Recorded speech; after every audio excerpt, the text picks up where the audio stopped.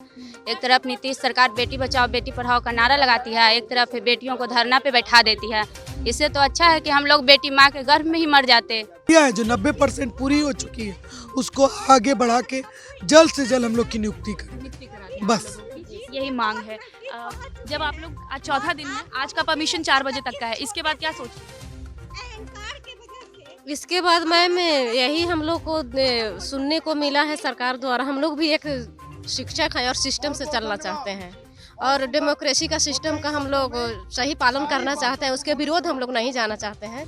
बताया गया है कि 26 जनवरी के बाद फिर आप लोग को धरना प्रदर्शन का जो परमिशन दिया जाएगा।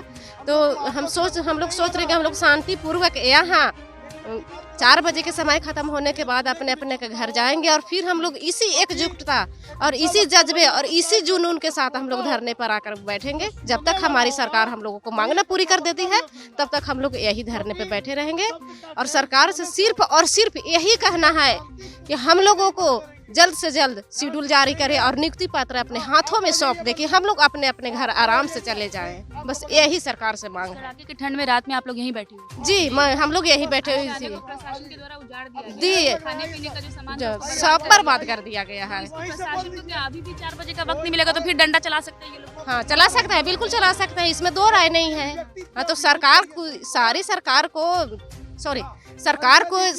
तो ही हम लोगों के ऊपर उन लोगों को करने के लिए बाध्य कर रही है। प्रशासन तो अपने मन से नहीं चल रही है। सरकार सत्ता में है तो उसी तो बाध्य कर रही है हम लोगों के ऊपर। शिक्षक के ऊपर जिस राज्य में जिस देश में शिक्षक के ऊपर जो डंडा बरसाया जाता है तो उस राज्य की उस देश की शिक्षा की हालत क्या है आप समझ ही सकते हैं। लगातार यहाँ पे शिक्षक अभ्यर्थी जो है वो हड़ताल कर रहे हैं। हम अलग और भी लोगों से जुड़ने की कोशिश करते हैं। क्या नाम हुआ आपका, कहाँ से आई हैं? साधना कुमारी पटना से। पटना से ही आई जी। हैं आप लोग के ऊपर जब प्रशासन लाठी चलाती है दूसरे दिन ही हड़ताल पे, उसके बाद नेता प्रतिपक्ष आप लोगों को यहाँ पे परमिशन दिलाते हैं बैठने का। आज 4 बजे तक का परमिशन दिया गया है।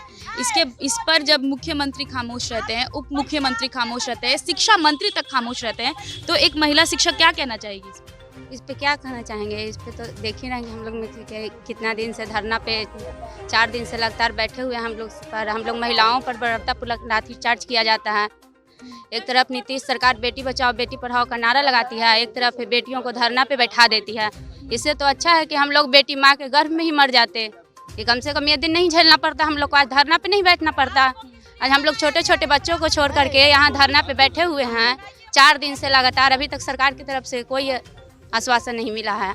आश्वासन भी मिलता है पहले बहुत 4 साल से लगातार हम लोग को आश्वासन डेट पर डेट मिल रहा है। बस सरकार से हम लोग का यही मांग है कि बस एक डेट पे डेट देना बंद करे और जल्द से जल्द हम लोग का ओपन काउंसलिंग के माध्यम से नियुक्ति पत्र जारी करें। आप कहाँ से आई, क्या नाम है? हम अर्चना राज सिवान डिस्ट्रिक्ट से आए सिवान से आई हैं। हैं जी मैम। कल तेजस्वी यादव से जो कुछ भी आप लोगों की उतनी देर तक बात हुई उसमें क्या लगा आपको कि कुछ मदद कर सकते हैं तेजस्वी यादव? जितना उन्होंने मदद किया वो तो यही किया है कि वो बैठा दिया आपको यहाँ पर, वो सबसे बड़ी मदद है। बिल्कुल। लेकिन इस ठंड में जब टेंट उजाड़ दिया गया आप लोगों का, ऐसे बैठना पड़ रहा है, तबीयत खराब होता है, अगर खुदा ना खासा किसी कुछ हो जाए तो इसका जिम्मेदार कौन? बिल्कुल मेरी अपनी सरकार, जो मेरी राजा है नीतीश कुमार, वो होंगे। वो तो विपक्ष इसलिए आया जब हमारी सरकार नहीं सुन रही थी, तो वो विपक्ष हमें आया। मतलब उसको आप जिस शरण देने के लिए जिस लहजे में आप ले सकती हैं, आप इसको राजनीतिक भी बना सकती हैं या आप किसी को भाई तबीयत खराब हुआ है हम उठा के उसको रख दे। हमारे पास आश्रय नहीं था, छत नहीं था, तो हमारे तेजस्वी यादव आए और हम लोग को कम से कम यहाँ बैठने का जगह तो दिए। जी मैम। तो इसमें हम राजनीतिक कुछ नहीं जानते हैं। बस हम सरकार से यही मांग कर रहे हैं कि हमारी बहाली पूरी करे और हम लोग अपने अपने घर जाएं। बैठ के चौथा दिन हो गया, बैठ के ये लोग भी थक चुके हैं क्योंकि इनका जो इन लोगों ने चंदा इकट्ठा करके खुद से जुगाड़ किया था रहने और खाने का, उसको तो ध्वस्त कर दिया गया, नष्ट कर दिया गया है। तो अब ये लोग खुले छत के नीचे प्रदर्शन करने के लिए मजबूर हैं। कुछ और भी लोग हैं, चलिए जुड़ते हैं उनसे। मेरा नाम अभिनव कुमार है। कहाँ से आए हैं? नालंदा से। नालंदा से आए हैं। सर, अगर चौथा दिन का हड़ताल है, इस पर जब मुखिया खामोश रहते हैं जबकि लाठी चलता है, कल नेता प्रतिपक्ष इतनी बड़ी मीटिंग करते हैं आपके साथ, उसके बाद जब मुंह नहीं खुलता है शिक्षा मंत्री का, मुख्यमंत्री का, उप मुख्यमंत्री, दो उप मुख्यमंत्री का, उस पर एक शिक्षक क्या कहना चाहते हैं? देखिए, जो प्रोटोकॉल के तहत जो हमारी जो प्रक्रिया, जैसे कि विधायिका जो होती है और कार्यपालिका और न्यायपालिका, हम एक शिक्षक अभ्यर्थी हैं और हम कानूनी तरीके से कोई भी कार्य करते हैं।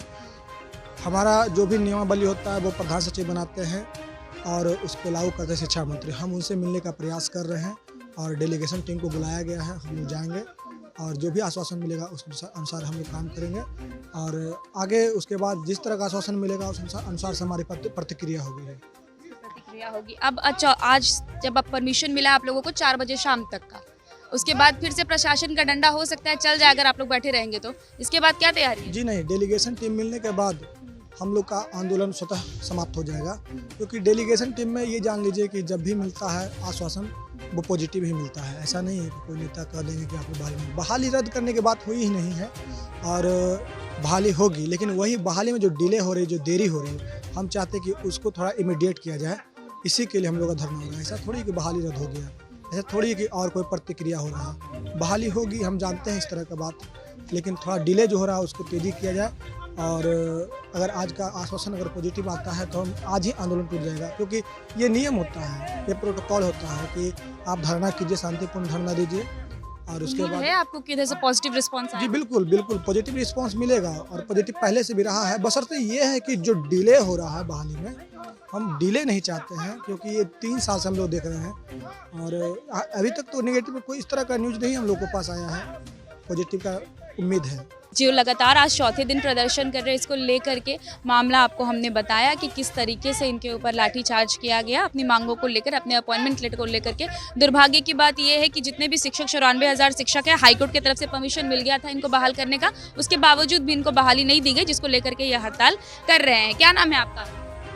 धर्मवीर कुमार गुप्ता। कहाँ से आए हैं? नवादा से। नवादा से आए हैं आप। क्या बोलना चाहेंगे? बिहार के मुखिया को चौथे दिन हड़ताल कर रहे हैं, रिस्पॉन्स नहीं आया है अब तक उनकी तरफ से। कहना यही है कि पहले तो हम लोग इसे गूंगी और बहरी सरकार कहते थे, लेकिन अब कहना है कि गूंगी बहरी के साथ साथ अंधी सरकार भी है।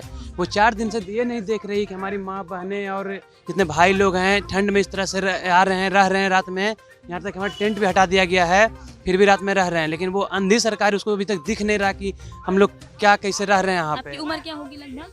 अभी 24 साल है आपकी उम्र। एक युवा जब यहाँ ऐसे सड़कों पर बैठने को मजबूर होता है, जो बिहार के भविष्य को लिखता है, देश के भविष्य को लिखता है, उसको सड़क पर बिठा दिया जाता है सरकार के द्वारा, तो क्या बोलना चाहेंगे? बिहार के लिए बेहतरी है या बिहार पीछे की ओर धकेला जा रहा है? बिहार को पीछे हो रहे हैं, गड्ढा में जा रहा है बिहार, इतना गड्ढा में जा रहा है कि इसे निकालना भी मुश्किल हो जाएगा। अब भविष्य क्या होगा ये तो बताना मुश्किल है। अब देखिए हमारी सरकार इसके लिए क्या करती है। कल तो हमारे विपक्ष वाले भी सपोर्ट किए थोड़े बहुत, अब आज देखिए क्या होता है, इसका प्रतिक्रिया सरकार की। उम्मीद क्या, पॉजिटिव उम्मीद है या नेगेटिव लग रहा है कि फिर से धरना तोड़ के जाना पड़ेगा वापस? अभी कहा जा रहा है कि 26 जनवरी है, इसके लिए पटना में थोड़ा सा अलर्ट ज़्यादा रहता है, इसके लिए हम लोग को आज धरना ख़त्म करना पड़ेगा।